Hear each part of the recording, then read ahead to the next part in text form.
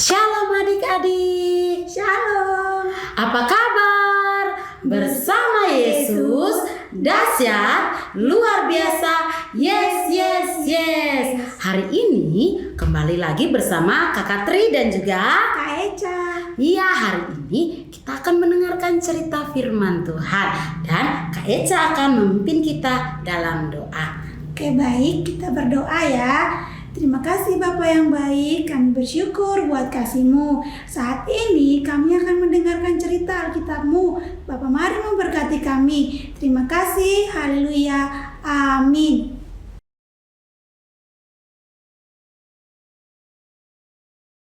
Wah, adik-adik, apa yang kamu ketika kamu melakukan kesalahan dan kamu seharusnya mendapatkan hukuman dari kesalahan yang kamu lakukan, tetapi kakakmu yang menanggung hukuman itu, apa yang kamu pikirkan? Tentu kamu akan berupaya dan berusaha untuk mempercayai apa yang dilakukan oleh kakakmu. Nah, ada satu pribadi yang melakukan hal yang sama dengannya, yaitu dia menanggung kesalahanmu. Kita akan mengetahui bersama-sama melalui ayat hafalan kita pada saat ini. Wah, adik-adik, Alkitab kita memiliki dua bagian, yaitu Perjanjian Lama dan juga Perjanjian Baru. Ayat hafalan kita pada saat ini terdapat di dalam 1 Korintus 15 ayat 3b sampai ayat 4. Wah, di dalam 1 Korintus 15 ayat 3b sampai ayat 4. Kitab Korintus ditulis oleh Rasul Paulus dan ditujukan kepada jemaat di Korintus. Kita akan membaca secara bersama-sama ya dalam hitungan yang ketiga. 1, 2, 3. 1 Korintus 15 ayat 3b sampai 4. Ialah bahwa Kristus telah mati karena dosa-dosa kita sesuai dengan kitab suci, bahwa ia telah dikuburkan dan bahwa ia telah dibangkitkan pada hari yang ketiga sesuai dengan kitab suci. 1 Korintus 15 ayat 3b sampai ayat 4. Wah, kita baca sekali lagi ya bersama-sama dalam hitungan ketiga. 1, 2, 3. 1 Korintus 15 ayat 3b sampai 4.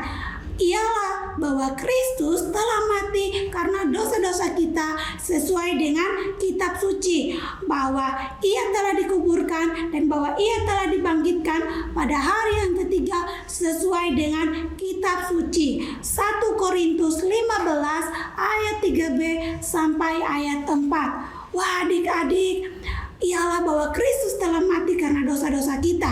Artinya bahwa apa? Kristus adalah anak Allah yang sempurna. Dia mati untuk dosa-dosa kita. Dosa-dosa dalam apa? Dalam pikiran yang berencana untuk berbuat jahat, atau perkataan yang sering mengeluarkan kata-kata kotor atau memaki, dan juga dalam tindakan, yaitu ketika kita mencubit teman atau memukul adik. Itu adalah dosa-dosa yang kita lakukan, sehingga apa? Kristus mati untuk menebus dosa-dosa kita sesuai dengan kitab suci. Artinya bahwa apa? Di dalam kitab suci menuliskan bahwa Kristus mati untuk menebus dosa-dosa kita, bahwa ia telah dikuburkan. Wah, jadi Kristus telah dikuburkan dan bahwa ia telah dibangkitkan. Kristus mati bagi dosa-dosa kita. Namun pada hari yang ketiga Kristus bangkit dari kematiannya, dan pada hari yang ketiga sesuai dengan kitab suci Kristus mati, bangkit, dan kitab suci menuliskannya. Di dalam Alkitab menuliskannya bahwa Kristus bukan saja mati karena dosa-dosa kita, dia pun bangkit dari kematiannya dan dia hidup kembali. Kitab suci pun menuliskannya. Wah, adik-adik, pada saat ini kita akan baca bersama-sama lagi ya di dalam 1 Korintus 15 ayat 3b sampai 4. Kita akan membacanya secara bersama-sama dalam hitungan yang ketiga. 1, 2, 3. 1 Korintus 15 ayat 3b sampai ayat 4. Ialah bahwa Kristus telah mati karena dosa-dosa kita sesuai dengan kitab suci, bahwa ia telah dikuburkan dan bahwa ia telah dibangkitkan pada hari yang ketiga sesuai dengan kitab suci. 1 Korintus 15 ayat 3b sampai ayat 4. Wah adik-adik, bagi kamu yang belum percaya kepada Kristus, kamu perlu mempercayainya. Karena apa? Di dalam Kristus kamu mendapatkan pengampunan. Hanya Kristus yang dapat mengampuni dosa-dosamu. Wah adik-adik, bagi kamu yang sudah percaya kepada Kristus, kamu perlu bersyukur buat apa yang sudah Kristus lakukan dalam kehidupanmu, yaitu Dia mati di kayu salib untuk menebus dosa-dosa kamu. Wah adik-adik, saat ini kita akan menghafal ayat kita sambil kita bermain games. Namun kita akan membacanya sekali lagi ya, di dalam 1 Korintus 15 ayat 3b sampai ayat 4. Kita membacanya bersama-sama dalam hitungan ketiga. 1, 2, 3. 1 Korintus 15 ayat 3b sampai 4. Ialah bahwa Kristus telah mati karena dosa-dosa kita sesuai dengan kitab suci, dan bahwa Ia telah dikuburkan dan dibangkitkan pada hari yang ketiga sesuai dengan kitab suci. 1 Korintus 15 ayat 3b sampai 4. Wah adik-adik, sekarang kita akan bermain game. Peraturannya yang pertama, kita menghafal ayat seolah-olah kita lagi mencuci tangan. Oke? Ikutin kakak ya. Kita sama-sama bermain game sambil menghafal ayat kita. 1 Korintus 15 ayat 3b sampai 4. Ialah bahwa Kristus telah mati karena dosa-dosa kita sesuai dengan kitab suci, bahwa Ia telah dikuburkan dan bahwa Ia telah dibangkitkan pada hari yang ketiga sesuai dengan kitab suci. 1 Korintus 15 ayat 3b sampai ayat 4. Wah, sekarang kita mengganti lagi peraturan yang kedua, yaitu kita sambil menutup mata kanan kita dan menghafal ayat hafalan kita. 1, 2, 3. 1 Korintus 15 ayat 3b sampai 4. Ialah bahwa Kristus telah mati karena dosa-dosa kita sesuai dengan kitab suci, bahwa Ia telah dikuburkan dan bahwa Ia telah dibangkitkan pada hari yang ketiga sesuai dengan kitab suci. 1 Korintus 15 ayat 3b sampai 4. Sekarang peraturan yang berikut, kita akan menutup kedua mata kita. Kita menutup kedua mata kita sambil kita menghafalnya. 1, 2, 3. 1 Korintus 15 ayat 3b sampai 4.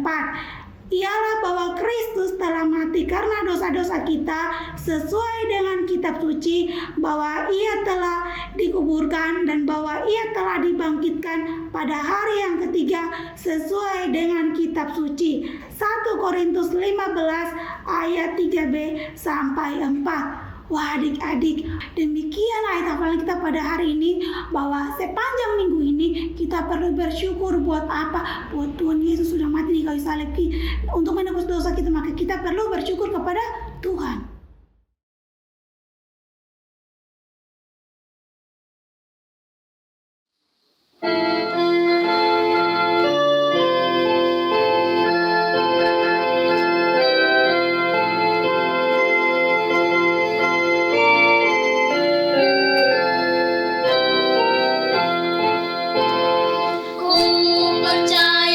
Alkitab dengan sungguh-sungguh.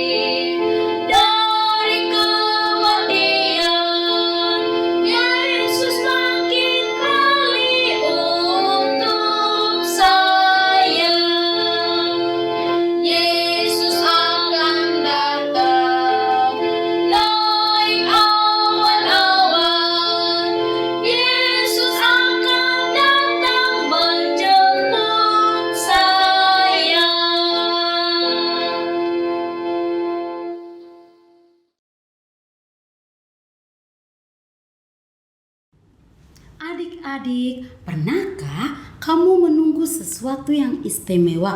Mungkin kamu menunggu hadiah yang akan diberikan oleh mama papamu. Kamu ulang tahun. Wah, ketika kamu mendapatkannya, apa yang kamu rasakan? Wah, pasti kamu sangat bahagia dan sangat senang. Adik-adik, ketika Adam dan Hawa jatuh dalam dosa, Allah berjanji kepada mereka. Adik-adik, halaman merah ini mengingatkan kita tentang janji Allah itu, yaitu seorang juru selamat. Wah, adik-adik, beberapa tahun yang lampau, dari generasi ke generasi yang baru, orang-orang menunggu janji Allah itu. Mungkin ada orang-orang juga yang lupa akan janji Allah itu.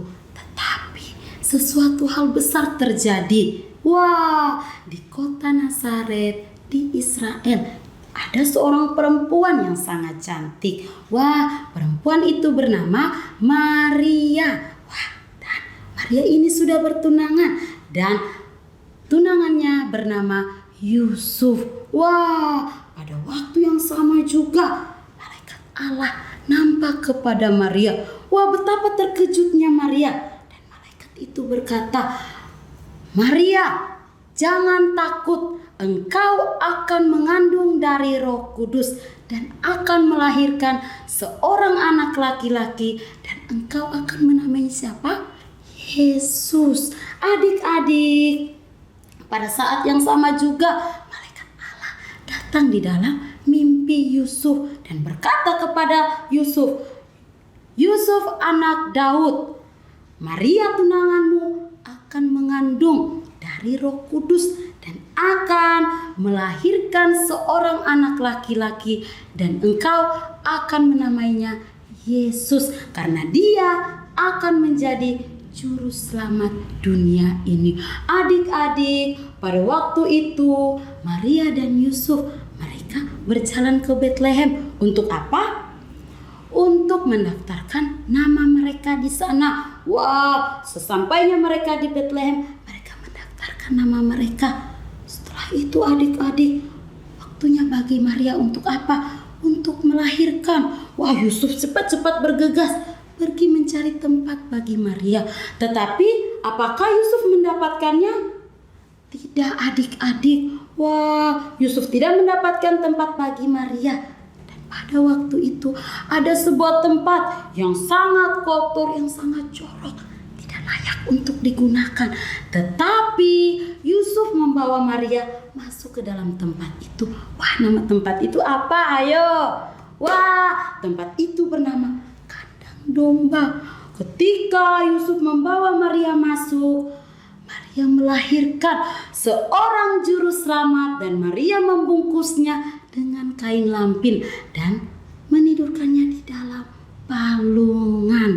Adik-adik, Allah tahu kamu membutuhkan seorang juru selamat karena kamu tidak dapat membersihkan dosamu sendiri. Adik-adik, di dalam bukunya Roma 3 ayat 10 berkata, "Tidak ada yang benar, seorang pun tidak ada. Di dunia ini tidak ada orang yang benar, tidak ada yang seperti Allah." Adik-adik, tahukah kamu apa itu dosa? Segala sesuatu yang aku pikirkan, yang aku ucapkan, yang aku lakukan yang tidak menyenangkan hati Tuhan. Adik-adik, contoh dosa yang pernah kamu lakukan. Mungkin kamu berpikir untuk melakukan hal jahat. Wah, kamu besok ulangan misalnya. Apanya? Aku malas belajar hari ini. Wah, aku buat contekan aja. Wah, itu adalah dosa yang kamu pikirkan. Dan mungkin kamu mencuri. Itu adalah dosa yang kamu lakukan. Kamu memarahi temanmu, kamu memaki temanmu. Itu adalah dosa ucapan. Adik-adik, sejaklah kita tidak pernah diajarkan untuk melakukan dosa. Tetapi sejak lahir kita sudah punya keinginan untuk melakukan dosa. Adik-adik, ketika kamu melakukan dosa, apa hukumannya? Kamu akan terpisah jauh dari Allah dan ditempatkan di mana? Di neraka, tempat yang tidak menyenangkan. Adik-adik, pada waktu yang sama juga malaikat-malaikat Allah mengumumkan kabar tentang kelahiran juru selamat itu. Wah, orang pertama yang tahu tentang kelahiran juru selamat itu siapa? Gembala-gembala. Pada waktu itu gembala-gembala sedang menjaga domba-domba mereka. Mereka mungkin sedang duduk dan bercerita. Tiba-tiba muncullah cahaya besar di depan mereka.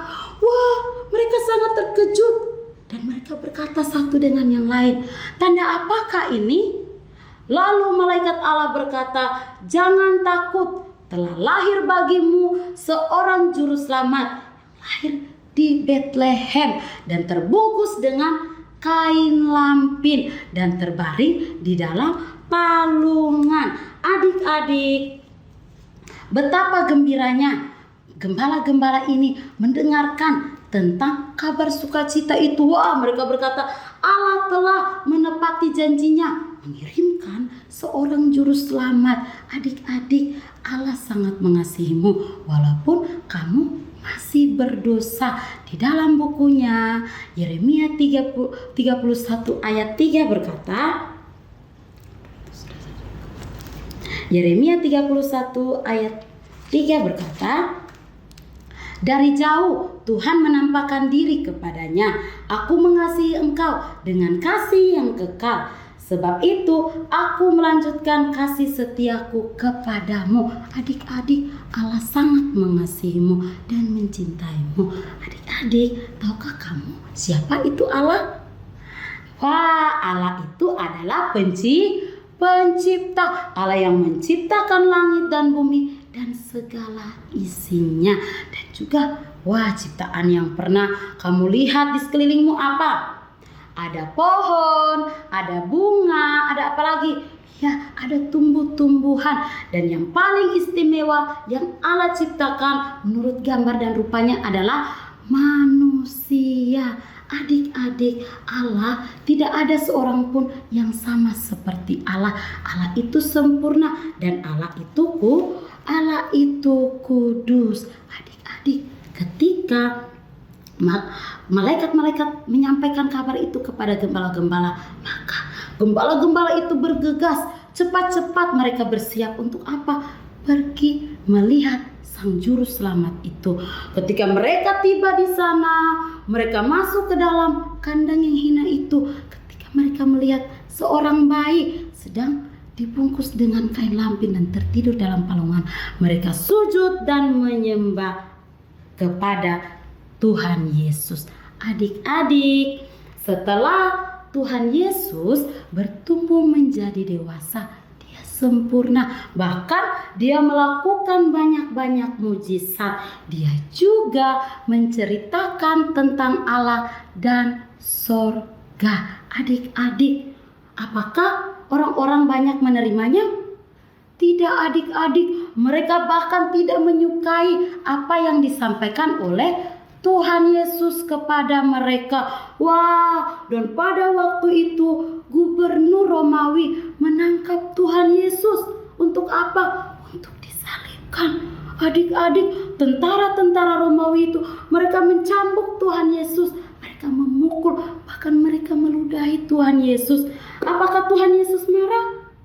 Tidak, adik-adik. Mereka mengambil juga mahkota duri, meletakkan di atas kepala Tuhan Yesus. Dan pada waktu itu mereka menyuruh Tuhan Yesus memikul salib melewati bukit-bukit Yerusalem. Ketika Tuhan Yesus memikul salib itu, orang-orang mencaci maki Tuhan Yesus, orang-orang menyalahkan Tuhan Yesus, dan tentara Romawi itu menyalibkan Tuhan Yesus. Wah, tangan dan kaki Tuhan Yesus dipaku. Tetapi ada dua orang di sana juga yang disalibkan bersama-sama dengan Tuhan Yesus. Sebenarnya mereka lah yang berhak dihukum karena mereka telah berbuat kesalahan. Tapi Tuhan Yesus tidak berbuat kesalahan. Adik-adik, Allah menghukum Tuhan Yesus untuk apa? Untuk membasuh semua dosa-dosa umat manusia, yaitu dosamu dan juga dosa kakak. Adik-adik, ini adalah rencana Allah untuk menggenapi janjinya. Pada waktu itu Tuhan Yesus disalibkan dan dia berkata, "Bapa, ampunilah mereka sebab mereka tidak tahu apa yang mereka perbuat." Dan setelah Tuhan Yesus mengatakan itu, dia berkata, "Sudah selesai." Tuhan Yesus menundukkan kepalanya dan dia mati. Wah adik-adik, rencana Allah sudah digenapi, yaitu Allah akan mencurahkan darahnya menebus dosa-dosa umat manusia. Adik-adik, ketika Tuhan Yesus mati, murid-murid Tuhan Yesus itu mereka mengambil mayat Tuhan Yesus. Wah, mereka mengafani mayat Tuhan Yesus dan memikulnya masuk di dalam lubang kubur. Wah, mereka menutup lubang kubur Tuhan Yesus dengan sebuah batu yang sangat besar. Wah, ketika mereka selesai menguburnya, mereka pulang. Tetapi pada hari ketiga, wanita-wanita sahabat Yesus, mereka pergi melihat kubur Yesus. Wah, tiba-tiba apa yang terjadi? Ketika mereka sampai di sana, mereka sangat terkejut dengan apa yang mereka lihat. Wah, apa yang mereka lihat? Kubur Tuhan Yesus, batunya telah terguling. Wah, mereka pun sangat terkejut dan mereka berpikir bahwa mayat Tuhan Yesus telah dicuri. Dan salah satu dari wanita itu pergi memberitakan apa yang dilihat kepada orang-orang, dan wanita lain masih berdiri di situ. Tiba-tiba ada seseorang yang duduk di depan kubur Yesus. Wah, mereka sangat terkejut dan itu adalah malaikat Allah. Dan kata malaikat Allah ini, "Apakah kamu mencari Tuhan Yesus yang telah dikuburkan itu? Dia tidak ada di sini. Dia sudah bangkit." Wah adik-adik, maka bersukacitalah hati para wanita-wanita itu. Mereka bergegas, cepat-cepat lari-lari, pergi memberitahukan tentang apa yang mereka lihat kepada murid-murid Tuhan Yesus. Adik-adik, berita ini menggembirakan kamu juga bukan? Bahwa Tuhan Yesus telah mati di atas kayu salib untuk menanggung dosa-dosamu. Tetapi dia tidak mati selamanya. Dia bangkit pada hari yang ketiga dan dia hidup kembali. Ketika rencana Allah sudah terselesaikan, berarti kamu dapat melihat Allah di dalam Yesus. Adik-adik, pada waktu itu juga wanita itu cepat-cepat bergegas pergi memberitahukan apa yang mereka lihat itu. Ketika mereka tiba di murid-murid Tuhan Yesus, mereka mengatakan apa yang telah mereka lihat. Wah, apakah murid-murid Tuhan Yesus percaya? Tidak adik-adik, mereka tidak percaya apa yang telah dikatakan oleh wanita-wanita itu. Maka Petrus dan Yohanes, mereka cepat-cepat berlari pergi melihat apa yang telah dikatakan wanita itu. Ketika mereka sampai di sana, maka terkejutlah mereka. Wah, ternyata betul apa yang telah disampaikan oleh wanita-wanita itu. Mereka masuk ke dalam lubang kubur itu. Mereka hanya mendapatkan kain kafan Tuhan Yesus. Adik-adik, mereka heran melihat hal itu dan mereka percaya. Adik-adik, kamu dan saya tahu bahwa Tuhan Yesus telah mati, tetapi dia tidak mati selamanya. Dia bangkit dan kamu perlu percaya akan janji Allah yang telah Allah berikan kepadamu. Di dalam bukunya 2 Korintus 9 ayat 15. Di dalam 2 Korintus 9 ayat 15, syukur kepada Allah karena karunia-Nya yang tak terkatakan itu. Adik-adik, kita harus bersyukur. Kenapa? Karena karunia Allah yang tidak terkatakan itu. Mulailah berterima kasih dan mulailah bersyukur atas apa yang telah Allah berikan. Seorang juru selamat menggantikan dosamu dan juga dosa kakak. Adik-adik, murid-murid Tuhan Yesus yang melihat hal itu, mereka pun percaya dan mereka tahu itu adalah kebenaran yang dijanjikan Allah kepada semua orang di dunia ini. Adik-adik, Yesus tidak saja mati tetapi dia hidup kembali. Dia naik ke surga, dia menyediakan tempat bagimu dan juga bagi orang-orang percaya di dalam dunia ini. Adik-adik, di dalam bukunya Yohanes 3 ayat 16 berkata, karena begitu besar kasih Allah akan dunia ini sehingga ia telah mengaruniakan anaknya yang tunggal supaya setiap orang yang percaya kepadanya tidak binasa melainkan beroleh hidup yang kekal. Adik-adik, kamu sudah tahu bahwa Tuhan Yesus mati bagi dosa-dosamu dan kamu, ketika kamu percaya, kamu akan mendapatkan hidup yang kekal bersama-sama dengannya. Maukah kamu hidup bersama-sama dengan Tuhan Yesus suatu hari nanti di tempat kekal itu? Oke adik-adik, ketika kamu belum percaya kepada Tuhan Yesus, kamu harus percaya hari ini. Kenapa? Karena Allah memberikan kado istimewa. Kamu sudah mendengarkan Tuhan Yesus mati di atas kayu salib bagi dosamu dan juga dosa kakak. Dan kamu yang sudah percaya, hari ini juga kamu harus tetap bersyukur dan berterima kasih. Karena apa? Karena kamu tahu hanya satu-satunya jalan menuju ke tempat yang kekal dan istimewa itu hanya dengan Yesus yang juru selamat itu. Adik-adik, silakan tundukkan kepalamu dan tutup matamu. Kita berdoa. Tuhan Yesus yang baik, terima kasih untuk penyertaan-Mu. Kami bersyukur atas cerita hari ini. Ajarkan kami untuk selalu bersyukur dan berterima kasih kepadamu karena Engkau telah menyelamatkan hidup kami. Di dalam nama Yesus, haleluya. Amin. Wah, adik-adik, terima kasih ya sudah mendengarkan cerita Alkitab kita saat ini. Sampai berjumpa lagi. Tuhan Yesus memberkati. Dah.